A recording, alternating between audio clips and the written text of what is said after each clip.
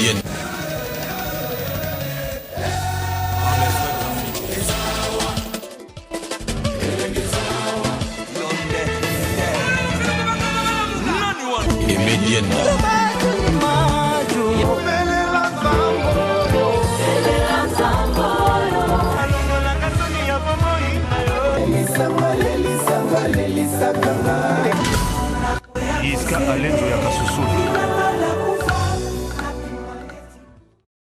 Mote balandi émission FDJ to kutani sur le lot na rendez-vous na bino na rendez-vous na biso ya chaque samedi na 15h na RTNCD pa wapi gozwaka maloba nyonso balanga nzimbo bayembaka to kutani sur le lot bongo na groupe oyo elekaki la fa passer groupe Nouvelle Alliance na mama Nicole Sansi na ye to lobelaki zaliwa lelo na demande ya ba téléspectateurs mama Nicole Sansi hi lisusu na groupe na ye Coupe Nouvelle Alliance Tozani Awabaye.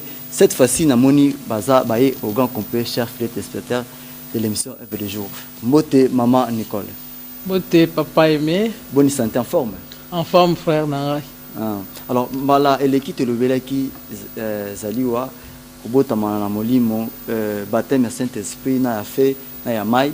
Alors le lot Tozung Susu Awa Poto Lobela Moma Nayo. Alors maman Nicole en TDG Mbumanayo ezali nzembo oyo groupe Nouvelle Alliance akomaki ou bien yo moko muto komaki personnellement. Merci papa aimé. Mbumanayo la fois passée dans lobaki groupe ebandi na église pentecôtiste à ma campagne ezala choral biso tende to composer ezana dirigeant choral ya Nouvelle Alliance A Claude Malulu nda composant nzembo wana. Bien que vous ayez l'interprétation, là on est pour ça qui vient beaucoup manzimbo oyo mbumanayo. La fois passée to lobaki nyonso eza dans la parole de Dieu.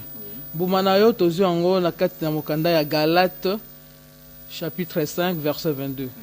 Le fruit du Saint-Esprit. Quand on dit que d'abord ceux qui to landin zembo na kati na ngoto lobi tozaba na nzambe et bon une option tozana ba fruit du Saint-Esprit de Dieu. Parce qu'on va fruire un oignon sur énumérant tout à l'heure, mais la fois passée, nous avons été au début, dans le cas de l'émission Tolobela qui Zaliwa. La Zaliwa Toloba qui tu dois Jésus, qui entretient à Jésus-Christ na Nicodème. Nicodème qui était docteur de la loi, mais Aya qui pas naïe salobi, qu'est-ce que je peux faire pour entrer dans le royaume des cieux? Alors Jésus-Christ Aïeb c'est que en vérité, je te dis, le dit, si tu n'es pas de nouveau au kota bokonzel kolote bon abi ko botama yo botami ozonga so mama botama yeso ba ineza bongote ko botama na mai pe ko botama na molimo.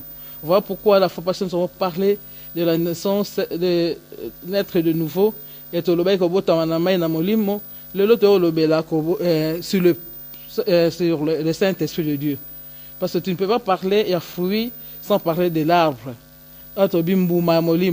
Mais l'arbre c'est quoi? L'arbre c'est qui? C'est Jésus-Christ lui-même. Il y a oignon dans le Seigneur, parce que la Bible nous dit il est les sept, nous sommes des sarments. Il y a zanzete biso toza bitape. Alors on a bitape nzete ba na mbuma nango. Yo to bi mbuma ya molimo mon centre. Si vous êtes né de nouveau, tu dois avoir des fruits du Saint-Esprit. De l'autre le mbuma na.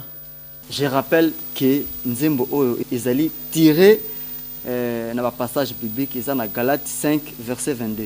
Avant d'entrer en profondeur, chef des téléspectateurs de cette émission Eve du jour, tout l'andana nous Nzembo Oyo Mbumanayo pour un plaisir ya batu nyos bazota la biso depuis Suisse, depuis les États-Unis, bongo tozonga kwa.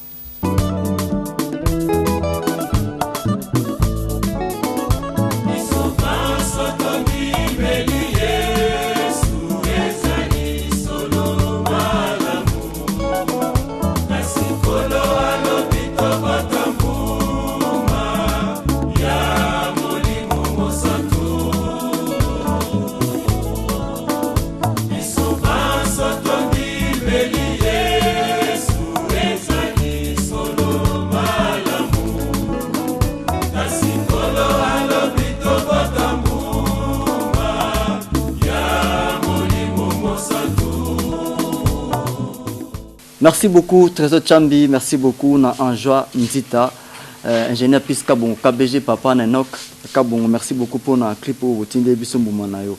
Alors j'espère bien que le clip en essaie le plaisir belé na NK Food depuis Suisse et aux autres à la Biso, pourquoi pas na Junior Makumbi na Canada, je peux pas en aucun cas oublier mon ami personnel et privé Gisle Moussala toujours na Canada, pourquoi pas na Papi Kalongo toujours aux États-Unis.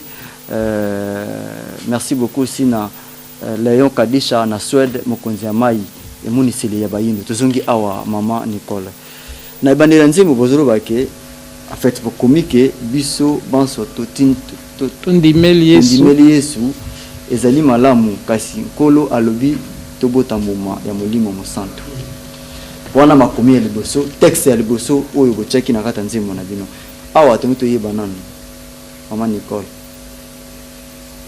bambuma ya molimo santo ezali nini? Moi le loso total mutu so kutane ata na taxi ata na biso ben so bien c'est toi tu as déjà reçu Jésus-Christ comme Seigneur na yebi nzambe na sambelaka alors tozo adresser parole yo na bana na nzambe nyonso baso andemeli Yesu na bomo ina bango te biso nyonso tondimeli Yesu eza malamu mais kasi kolo alobi to botambuma ya molimo mosantu mingi tozo benga bana na nzambe mais so total livre na bizaya na biso toza lisusu vraiment na kotamba na kati na vraiment ba fruit Saint-Esprit zate so to bito énumérer ba fruit Saint-Esprit nde to boto lo ba na Galates 5:22 elle lit d'abord l'amour, la joie, la paix, la bonté, la patience, la douceur, je ne sais pas si c'est avec ça, la fidélité, oui, la bénignité, la tempérance. So to lit toza na kati tonga mais bolingo vraiment comme tel ya bana nzambe tomoni et komiko kita pour ne pas dire que esili. Voilà pourquoi tolobai tozongi sa mayele ya bana nzambe que Yesu alobi eza malam tondimeli mais ce qu'on cherche c'est tozala na bolingo, tozala pe na douceur, tozala bambuma nyonso auto énuméré na Galates 5:22 ezala 4:4 na biso. Toyepa Serge Judith yepisa biso non. Parmi 9 fruits à Saint-Esprit, yo moumani ni penant séparer non. Non, merci pour la question. Bon, bamboumanio c'est un malade. Yango mona nyonso to tango na moko. Eza bolingo. Parce que moto aza na bolingo akobi misanio so ba énuméré. La personne qui porte l'amour, qui a l'amour, aza na bambuma wana nyonso na katina. So ozana bolingo, ozana fidèle, so ozana bolingo, ozana bonté, ba œuvre ya malamu Yolanda. So ozana bolingo, tu seras patiente, patient, comme je peux dire. Oza mbangouti. Et puis so ozana bolingo, ozana douceur. Aujourd'hui, nous voyons que même l'art de parler est complètement compliqué. Mutoazo loba neto mon nzambe, il porte le Christ en lui, mais koloba iza penza malamu te. Ma Bible zo loba ke biso tozo tambola toujours na papa ya Yesu Masia. Même elobeli na biso esengeli za la elobeli ya Yesu. Lo lengi Yesu abandai koloba. Mais le tozo mona soki mona nzamba te ma zo loba, c'est un peu compliqué zo ebana te nanya zo loba nanya zo loba. Mais na nyonso na linga bolingo parce que bolingo eza na nyonso na kati. Papa Seya. Alors, na 9 wana ndenge ndeko sœur na biso mama Jita lobi. Donc est-ce que le tout boire quand fidélité parce qu'il y a pour ne bolingo mingi tout boire quand fidélité ne c'est fidélité peut ezali le romoro eza important que la fidèle et surtout na domaine ya bonzambe et que za fidèle pembe na nzambe ezali le romoro pesa ya mutuya parce que so za fidélité eza vraiment pas si oluka otengama obima libanda na nzambe mais tant ozali fidèle pembe na nzambe donc déjà ozali déjà mutu moya malamu même na miso nzambe a aussi perna parce que est toujours fidèle na ye mareke ba vent et koya ma belé koya mais tant que oza fidèle kat na nzambe moye otenga mato o obima libanda et zala moi passivement c'est pour cela que fidélité peut ezel au moins motuya kat na ba fruit Saint-Esprit. Est-ce que c'est facile pour un chrétien à remplir les critères ya mbuma ya molimo mosantu nous que plénitude wana ya mbuma za nango c'est vraiment facile bon. D'abord, ce dans un cas dans la Bible, babi dans les derniers jours. Les gens seront cessés, donc c'est vraiment difficile. Vous pouvez interpréter Banana Zambé, Tozonga, na Katina Liloba. Ce que vous tambola na Kolanda, Nyon Sonzamba Lobi, Makome Lobi, et vous allez facile pour nayo. Mais ceux qui yo, au tambola kaka, parce qu'il y a des fruits de la chair, il y a aussi les fruits de l'esprit. Mais ceux qui au tambola, si vous marchez selon l'esprit, vous n'allez pas accomplir les œuvres de la chair. Donc, et ça sera facile sur ce tambour-là, selon les œuvres de l'esprit. Ça sera facile pour toi. Mais ceux qui posent dans les autres quelque part, c'est un peu difficile pour accomplir l'œuvre de ce totangi. Non, bon, mais c'est pas moi qui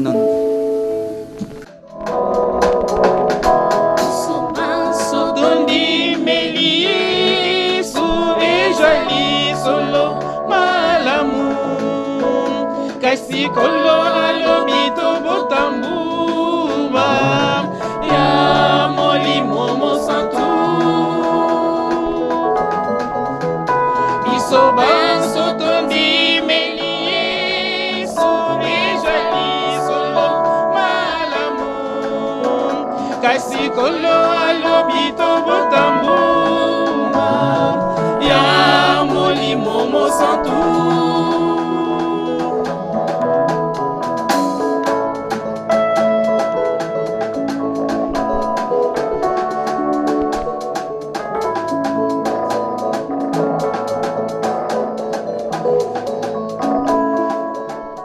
Tozongi awa, j'espère bien que Kadisha na Suède sepeli et Monisele ya Bayindo. Maman Nicole. Oui papa. Partout bazota la biso na ba plateforme nyo so ya émission ozole ka ba ta la biso, bazoti télécharger bazota la biso. Alors, olobi boye Yesu na nzela na ba yekole na ye ba tamola ba monaki nzete moko. Mais nzete ngo ezaki na mbuma te. Mais kasi nzete ngo elakela maki mabe. Timito yeba nanu awa. Yesu azalaki 100% nzambe 100% mutu tango ye azolakela nzete wana mabe ayebaki ba saison fumier te tokoloba neti nini na texte oyo. Merci papa aimé. De tobi mbuma na yo ezali nini, mbuma na yo ezali wapi. Nasuka tolobi kolo Yesu na kolobela mbumana mais kolo Yesu akotuna biso nini tosali na molimo na ye. Bon, je crois que Jésus-Christ azaki na baye kolina ye. Tango abandai ko kenda bi na kotika bino seul te na kotinda bino mosungi. Abandai songe pa papa. Abi na kotinda bino molimo centre. Wana ezaki promesse. Mais promesse ngo sur le Actes des Apôtres, dans chapitre 1, verset 8, et vous recevrez une puissance. Le Saint-Esprit de Dieu viendra et vous serez mes témoins.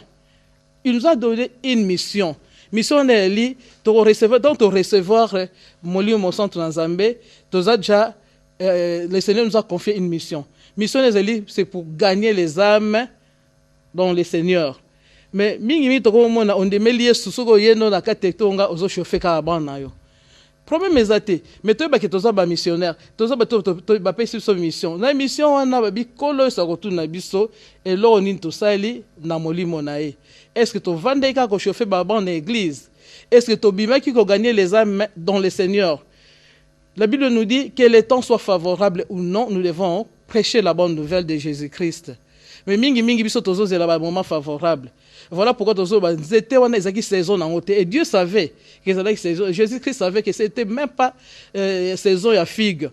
Donc la figue, c'était na RDC toza na côté. Donc prenons par exemple les période mo ya safo. Mais saison se appelle safo exacté. Jésus-Christ a dit qu'on a baillé colonné. Aligner repère une leçon comme quoi vous devez produire le fruit, que les temps soient favorables ou non, devons prêcher la bonne nouvelle et gagner les âmes dans le Seigneur. Batubaya bazonga na lopango papa. Mingi tomoni on dirait ordre suprême ezali prêcher à faire aller partout dans le monde, faites de toutes les nations mes disciples. Mais nous là nous avons oublié cet ordre suprême. Tokomika toyena tongo toyena église. Tozongi toyeso tovandi. Ba amba zo kufa pene na biso zinga na biso on ne prend même pas soin de ces âmes-là. Alors, pourquoi Dozoba Moutounio se soit PC mission de service et il y a toujours une personne qui doit recevoir le rapport. Biso rapport na biso topé ça pas na Christ Jésus. Alors autour na biso ezate tozo mbaka nelinga ko yimba, mais c'est la bonne nouvelle de Jésus-Christ. Toi qui es en train de nous suivre, tu dois savoir que le Seigneur nous a légué une mission. Alors cette mission-là, que les temps soient favorables ou pas, nous devons gagner les âmes dans le Seigneur. Nous devons parler de Jésus-Christ. Surtout le belité, tant on peut ce rapport, nous avons retourné à Bisso, qu'est-ce que nous avons fait? Parce que nous savons que nous avons déjà reçu Jésus-Christ comme Seigneur et Sauveur. Et puis, je voudrais tout simplement répondre à la question de Bisso que Jésus-Christ lui-même, il était Dieu. Il savait que saison des acquis, il y a figureté. Mais à l'ingénieur de qu'on paie sa leçon, n'a pas disciple n'est que à tout moment, nous devons produire des fruits et des fruits qui demeurent. Voilà un peu ce qu'on allait dire sur. Merci beaucoup, maman Nicole Sansi. Tu n'as pas maman Judith. Nous avons martelé place sur la saison. Merci. Pour y mourailler bakike, mouma na zola kela on mabe, mouma les avons saison na honte. Mais comment ça la bon? Merci papa pour la question. Je dirais ceci, naningina kinde, nazala peu pratique. Vous savez aujourd'hui le monde subit beaucoup de bouleversements. Makamboza est belé autokote nango oyo en étant nzete. Des fois tous supporter té. Tous supporter té. Les lots, tout le monde a la pression et belé. Cause la bande, moi en Zambé. Cause la moi en Zambé. Dès tout le bamoli mon santo. Ceux qui a quitté, tu n'as tout supporté. Vous savez pourquoi l'Éternel, Jésus demanda à l'arbre de produire sans tenir compte il y a saison. Vous savez parce qu'il y a que mon lit mon ayaki. C'est un peu compliqué, phrase. C'est un peu compliqué. Oui, il y a que mon limo assez ayaki, il y a que mon limo a sa force, a sa puissance. Même si tu as kokate, il faut koka pour y oser mon limo. Le Saint-Esprit c'est une puissance. Tango yé na kati ya bomo ya mutu. Même si bisika wana bat ba ko télématé, il faut téléma. Parce que yo za yo monté. Le Saint-Esprit c'est une personne. Tant que na kati na yo donc nden kana zoloba makamunyo so batu bazo mona ke ko simba te na yo fe simba c'est pour cela yesu azo tuna nzete bambu meza wapi parce que ebi ke na kati na yo a déposer ki mutu moko boye oh ça la ko produire ka ba fruit peu importe. C'est pour cela que Jésus demandait que wapi bambuma parce que ebi ke yo ndongo za no foza kana muma parce que oza yo morote. Tu n'es pas seul. Ozana molimo na ye na kati na yo. Donc esengeli ka kozana bambuma. Peu importe les moments. Merci. Frère, on a évité du coup Yesu mamora laquelle qui était on a mabe. À laquelle qui on mabe. To ko lo banesi nini par rapport à contexte ya philosophie nini selon yo étant que chrétien nenge bo sele ki nzembo ne peut beaucoup telango interprétation nini ko sala par rapport il y a laquelle kaka du fait que Jésus a mon nzete produit à laquelle on mabe. Yo ko lo banesi nini. Par rapport à la question, on a parlé de eloko ape biso anga baye auto ndimeli sur masia mais donc kola kala mabe ezali na sens ba pesi pe musala o senge fala o sala mais yo sali yango te donc azela eloko mo bia motu parce que des molimo de yaye kati na yo donc il faut pe yo pe o produit ba misala o yeza lango po sa yo o sala mais yo sali yango te donc dans ce cas dans sens on a peu faut ala kala mabe parce que yo apesi mission mo mais la mission apesi yo o saleli yango te donc la sous forme nzete mais na mutu normal boye mission apesi yo saleli yango te donc yango na sens que ala keli mabe et puis na nzete. Maman Nicole. Oui. Vous voyez que ba orientation yaki parce que tant surtout tout na ta Bible na Jean 15 bana premier chapitre tirikolo to kende orientation divine yaki ça dit que to monaki et tout le monde a fait que nous avons tant de même Matthieu, même le texte biblique et mérite obligatoirement ma explication nango. Donc vous avez acte des apôtres verset 26 à 32. beta biso nano lisolo ya Nick éthiopien nano parce que ça ba orientation divine mususu bato bazoka ignora ngo mais yo oyo ko rekada ngo na nzembo oyo mbuma na yo. Papa aimé otoloba na Jean chapitre 15 na moi papa aimé oyebi pe ba écriture dans Jean chapitre 15 on a tobi dans le bas na début Jésus-Christ nous dit il les sept et nous sommes les sarments mais balobi soto kiti moi mke babi nzete nyonso étape nyonso kobota mbuma te ba osani ne ba kokata yango. Voilà un peu explication wana mais Christ nous a doté de toutes les capacités surnaturelles. Quand il a dit dans le livre de Actes 1:8, vous recevrez une puissance. Moi, je dirais que tant que Jésus-Christ a dit on n'avait pas encore reçu cette puissance-là. Mais à l'égard de cette démonstration, que tant que vous recevez la puissance, vous devez produire les fruits et des fruits qui demeurent. Il faut que vous ayez mais tant que quitti dans Actes des Apôtres chapitre 10, là, tout le monde Nick éthiopien azali kotanga so otangi oza na Bible na o meka otanga o mona Nick éthiopien abande kotanga na Bible na ye mais va expliquer qui yango te conduit par le toujours le Saint-Esprit pour savoir que Saint-Esprit de Dieu doit avoir le Saint-Esprit a une place vraiment importante dans notre vie. Si tu n'es pas conduit par le Saint-Esprit de Dieu okotanga makomi na nzambe pe ko comprendre le te donc d'où il doit y avoir une personne pour expliquer. Nous avons chanté, je crois que papa aimait, Banzemo c'est les cas RTNC2, Banzemo c'est l'équipe plus de 10 ans. Et les gars, mais ceux qui t'ont expliqué, peut-être nous comprendre, hein, Azate. Voilà chose qui a fait que nous puissions nous lever pour expliquer un peu. Moutaouaka Mboumana yo, Ezalinini, Mboumana Ezanini, Mbouma Otoliaka, Ezalini, qu'il faut t'expliquer, comprendre ce que nous devons faire avec l'esprit de Dieu qui est en nous.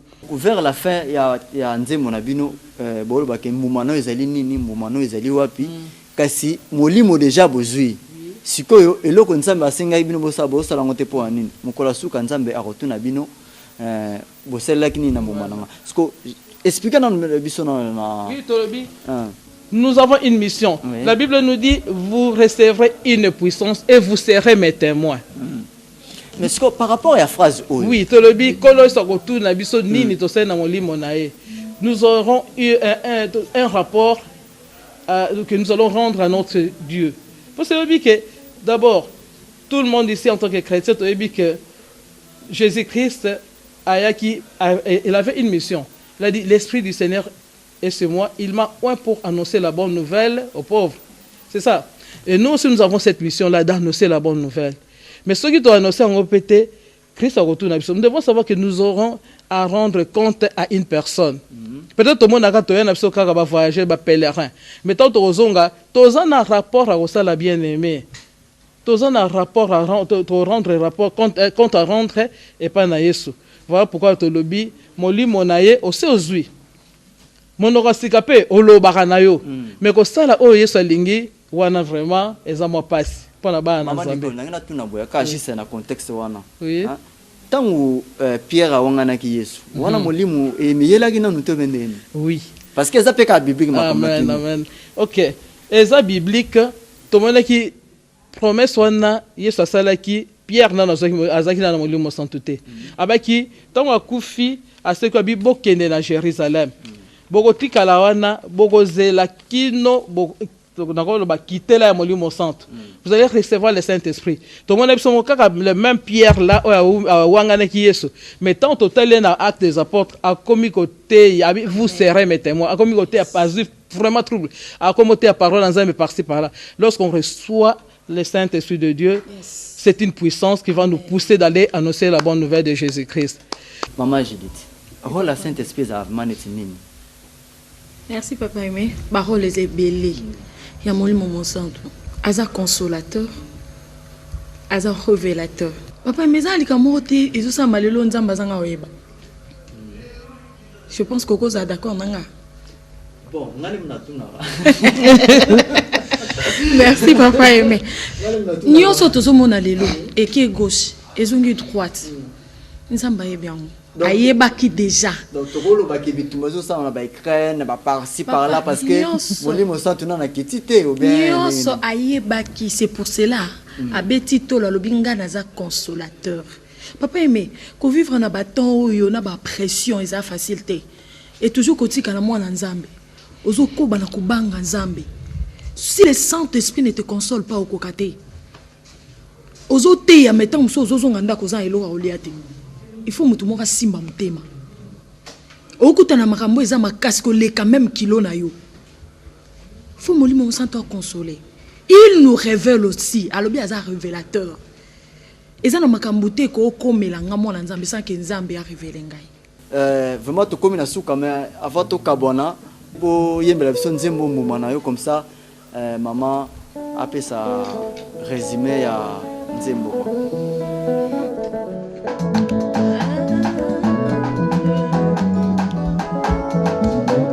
Mumana yo ezali nini? Mumana yo ezali wapi?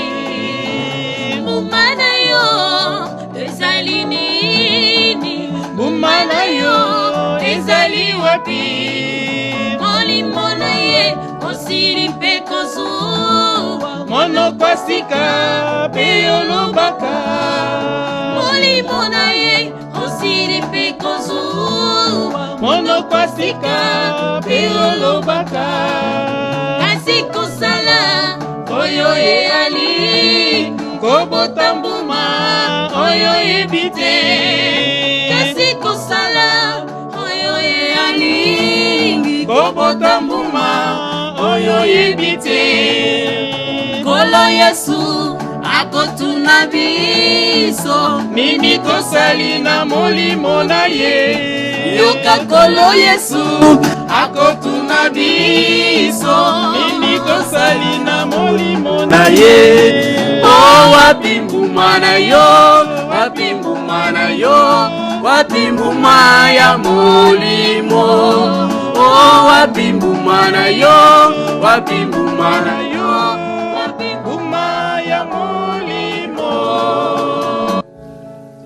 J'espère que bozo sepela na mandaku surtout au ba o nzambe bazo sepela vraiment ba o baza ya nzambe te boya pa ya nzambe bo sepela kaka parce que tala bambuma suko za bambuma o sepela kaka. Alors to komi na suka maman Nicole avant to tuna yo résumé en nzembo est-ce que maman Nicole ningo zo expliquer nzembo no boye pourquoi comme un peu pasteur. Bon, pasteur ou pas pasteur, la Bible nous dit allez partout dans le monde, faites de toutes les nations mes disciples. Et ça ordre suprême. Donc tout le monde ici, même papa et même aux disciples, il y a Jésus. Donc ceux qui m'outunent comme disciples, ceux que je ne sais pas. Attends, Bengami. Non, au cause de la, je ne sais pas, parce que dans le la vocation, tout le monde a un ministère, mais tout le monde, la première des choses, nous devons savoir qu'on est disciple de Jésus-Christ. Quand on est disciple, tu dois connaître la parole de Dieu et tu dois partager la parole que tu connais. Même si on a versé Moko, quand tu vas partager, le Saint-Esprit de Dieu viendra à révéler et mettra dans ta bouche là quelque chose à dire, quelque chose à parler, à partager de la part du Seigneur. Tout le monde est disciple. Merci beaucoup, tout le monde est disciple. Tu commis vraiment Nasuka et mission Nabiso, maman Nicole Sansi. Parmi les 9 fruits à esprit, fruits nini ou est vraiment utile. Bien que le bac on met dans les vraiment au résumé en un mot quoi. Merci papa aimé. Bon, qu'est-ce que nous pouvons retenir que nous sommes moi en Zambie nous sommes en Dabiso. Banzambe ce que tu dois comprendre que l'heure est assez avancée. Peut-être oyamba ki yesu lokola mokonzi mobikisi na yo et obandane ko kotambola ndenge obi eza eteli likambo ba pasteur nde papa ema otoloba côté eza likambo na ngate. Mais je voulais tout simplement dire que c'est ezali ordre moko suprême et de faire de toutes les nations les disciples de Jésus. Là c'est un de deux. Nous devons savoir que le Seigneur nous a déjà dotés de toutes les capacités surnaturelles. Nous avons reçu Jésus-Christ comme Seigneur et Sauveur et nous avons déjà reçu son esprit. Et quand on a l'esprit de Dieu, excuse ezalaka te. Tu dois parler de Jésus-Christ. Pourquoi nous devons parler de Jésus? Parce que la Bible a dit Jésus-Christ, il revient bientôt. Il ne vient pas seulement, mais avec l'église qui est son époux. Mais la souka on appelle le jugement et kozala. Mais tant que jugement kozala, moko na moko na biso to baké, toza na rapport ya kozala. Rapport wana to loba qu'est-ce que nous avons fait na molimo nzamba pesa ki biso. Est-ce que to vanda na okaka? Est-ce que tu as prêché, partager parole dans Zambé, tu as gagné milimo dans le Seigneur. Ce qui est oublié, qui tu as là, qui ça lango, tu zonge lango lisusu.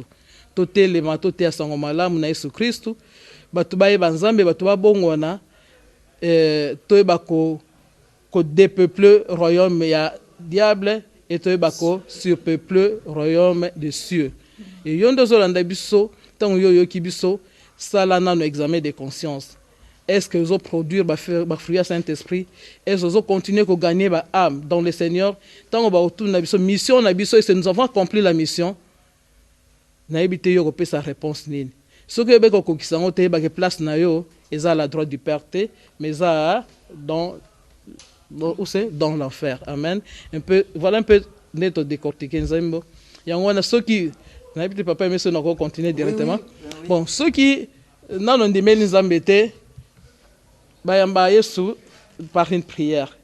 Mais yo on dit pour ça dans l'église moi ils pembe na yo ceux qui sont bosana que il faut gagner ba âme dans le Seigneur zongela ko salela sunzambe o salela peut-être na bolenge na yo salele lisusu yo za elengo zo landa biso salela sunzambe davantage lokola c'est comme si on te dit que Jésus revient, il va revenir demain ou encore dans les après-midi. Voilà un peu ce qu'on avait à dire. Pendant ceux qui ça nous ont invité yo Olandi biso dans la conférence Nabiso du 24, ils ont dénommé Académie du surnaturel. Nous aurons comme orateur les révérends pasteur Espérance Mbakadi et le pasteur révérend Fofi Ndelo qui vient du Canada. Ceux qui ont l'ingi qui offrent du peu fruit à Saint-Esprit, il y a qu'à dans séminaire on a comprendre comment on fait, comment tu peux encore récupérer pour que tu sois un jour tu ne sois pas jugé un jour, tu peux savoir quelque chose à dire, un rapport à donner à notre Dieu. Merci beaucoup, Maman Nicole. Merci, Nawa Lanignon, il y a émission Eve du jour. Merci, Ndekonapso Judith. Merci, Papa Seya, l'équipe Mobimbanio surtout, sans oublier Maître. Merci d'être venu.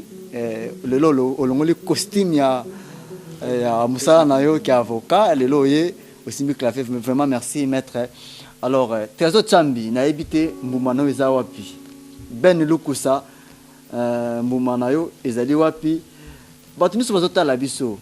Anzo njita Mbumano eza wapi. Ben Lukusa Mbumano ezali wapi. Mukola suka nzamba kotuna yo wapi Mbumana ngai. Ben Lukusa na lobi na tangi mba misatu Ben Lukusa. Oui maman Nicole, ceux qui ba zoyo bako zabino na wapi. Oui.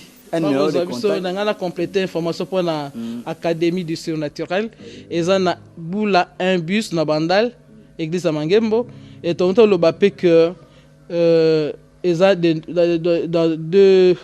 deux volets. D'avant-midi, ils ont de 9h jusqu'à 13h. L'après-midi, ils ont de 16h à 20h. C'est ça, Grady. C'est un peu ça. Donc, il y a qu'à oyo ko soko yo ka liloba na Nzambe e ko kolisa yo e ko yeba pe ko ba pe disciple vrai disciple ya Jésus-Christ. Ceux qui bangi contacter biso numéro eza 082 389 7 393. Alors, Opesimbote Panani. Na Pesimbote na chéri na ngana lingala mingi. Papa Félix Mavambu. Ça fait plaisir. Opesimbote Panani ngana bandeli. Oh, na chéri na ngaya moteba Papa Félix Mavambu. Ah. Na Pesimbote na bana na ngai. Joyce Mavambu, Benny Mavambu, Grady Mavambu, Glory, Consolate, Priscilla, Arnaud, Bayembi Nyonso Nouvelle Alliance, na pesi Mbote na bosani Dani Mayele Sekazate, na pesi Mbote na pasteur Jonathan ya ma campagne, na pesi Mbote na ngai na mama Zozo ndeko na motema pe na ba o Nyonso balingaka groupe Nouvelle Alliance. Merci beaucoup Tokomi Nasuka et émission Nabiso. vraiment na évité négocier ya yo pesimbo tété oh les gars émission every jour ma sous-mère zotala yo pesimbo tété kozala moi juste quoi hein merci na pesimbo té na famille Nzolé Kanyoso et puis na maman na ngai Joséphine. Alors maman Judith na pesimbo té na bana nzambe nyonso na pesimbo té na papa Félix, toute la famille Mavambo, famille Nanga Mobimba et mon pasteur Dolphin Moutouko. Merci beaucoup. Tokomi Nasuka, la moralité pour nous que Toyambaki Lelo groupe Nouvelle Alliance Nabango Tolobela Kinzembo Mbuma. Mwapi Mbuma Nayo Mbuma. Donc ils ont parmi Bafoui à Saint-Esprit. Donc Yaoundé, Ezaki à la hauteur, Ezaki à la barre. Et on est sur la kinayo, yon ne kozota la biso ceux qui n'ont noté au yambi Yesu, ceux qui n'ont noté aux ubambuma ya molimona kendeka na Galates 5 verset 22 okomona yango. Alors on a pesi mbote na batunsu balandi biso na moni Léon Kadisha depuis Suède et moni c'est les Baindo pourquoi pas na Junior Makumbi mon ami privé et personnel na Canada et pourquoi pas na Gisle Moussala mobali ya Maman Bembe toujours na Canada pourquoi pas mon privé aussi, Papi Kalongo, depuis les États-Unis. Merci. J'ai dit aussi un grand merci à l'équipe technique Mobimba, qui est cette compagnie du début jusqu'à la fin. On a un ingénieur Piska Bongo, Papa Nenok. Vraiment merci pour la news sociale qui est aux maman Nicole. La bosanité de l'EKA, la caméra, Donkey et Nadia. Merci beaucoup na battu sur la Biso. Merci beaucoup aussi na Trésor Chambi, na Antoine Zita, na Koko Bosanate, Ben Lukusa, Wapimbumanayo. Tokomi Nasuka, rendez-vous chaque samedi à 15h et la rediffusion les mardis à 15h. Mais avant que bonne maman Nicole, maître, on a terminé déjà. Mumanayo, Esalinini. Mumanayo, Esali wapi. Mumanayo, Esalinini. Mumanayo, Esali wapi. Olimonaye, osiri pekosu. Mono kwasika, peyolo baka. Olimonaye, osiri pekosu. Mono kwasika, peyolo baka. Yasiku sala, oyo ye alingi kobota mbuma, oyo ye biti. Yasiku sala, oyo ye alingi kobota mbuma, oyo ye biti.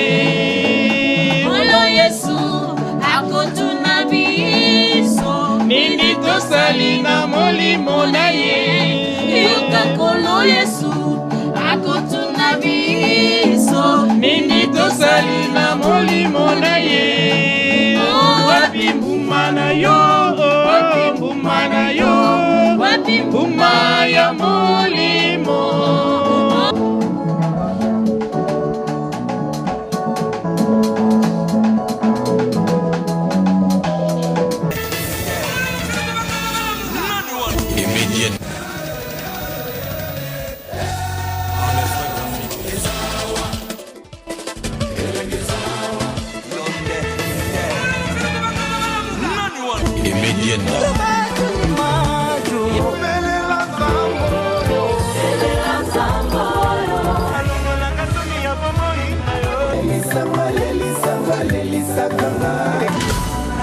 Iska Alenzo